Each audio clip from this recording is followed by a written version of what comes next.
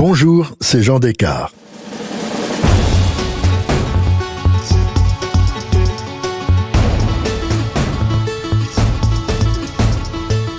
En bonus à mon récit sur Sir Arthur Conan Doyle et son personnage fétiche, Sherlock Holmes, je vais vous parler de la rencontre, dans la fiction, entre le détective britannique et un héros bien français, Arsène Lupin. Saviez-vous qu'en juin 1906, Maurice Leblanc, le père du célèbre Arsène Lupin, publie une nouvelle dans son livre « Arsène Lupin, gentleman cambrioleur » intitulé « Sherlock Holmes arrive trop tard ». Conan Doyle connaît alors une vogue extraordinaire grâce à la publication en France des aventures de son héros Sherlock Holmes dans la Bibliothèque Femina en 1902. L'auteur proteste vigoureusement. Comment un confrère français qui connaît également un très grand succès peut-il utiliser un personnage aussi célèbre que Sherlock Holmes mais qui ne lui appartient pas? Maurice Leblanc doit s'incliner. Il va employer un stratagème digne de son héros Arsène Lupin en appelant désormais son ennemi le détective britannique Sherlock Holmes. Celui-ci apparaîtra dans 2 récits de la série Les Nouvelles Aventures d'Arsène Lupin, La Dame Blonde et La Lampe Juive.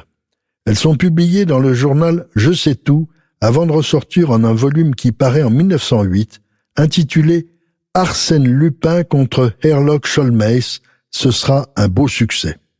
Maurice Leblanc déteste le personnage de Sherlock Holmes. Donc, son personnage Sherlock Holmes est tout à fait détestable. Le détective britannique aux observations rigoureuses, représentant de l'ordre, froid et raisonneur, est évidemment le contraire d'Arsène Lupin, à l'esprit bien français, frondeur et sentimental. 2 mondes, 2 univers en totale opposition. On retrouvera Sherlock Holmes dans le très fameux roman L'Aiguille creuse, qui se termine par une confrontation tragique des 2 hommes. Opposer le clone de Sherlock Holmes, misogyne, maniaque au flamboyant gentleman cambrioleur, était évidemment tentant. Maurice Leblanc a osé le faire. Conan Doyle n'a pas du tout apprécié.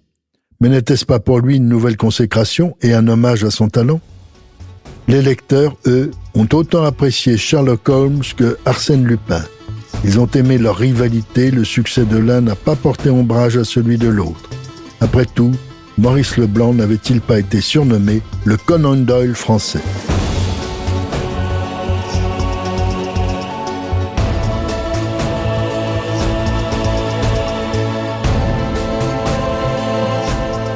Si cet épisode vous a plu, allez écouter le récit de Au cœur de l'histoire consacré à Sherlock Holmes.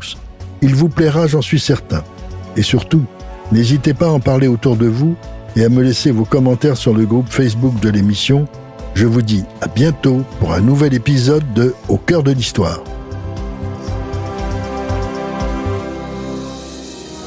Au cœur de l'histoire est une production Europe 1 Studio. Ce podcast est écrit et présenté par Jean Descartes. Il a été réalisé par Guillaume Vassaux et Laurent Sirgui.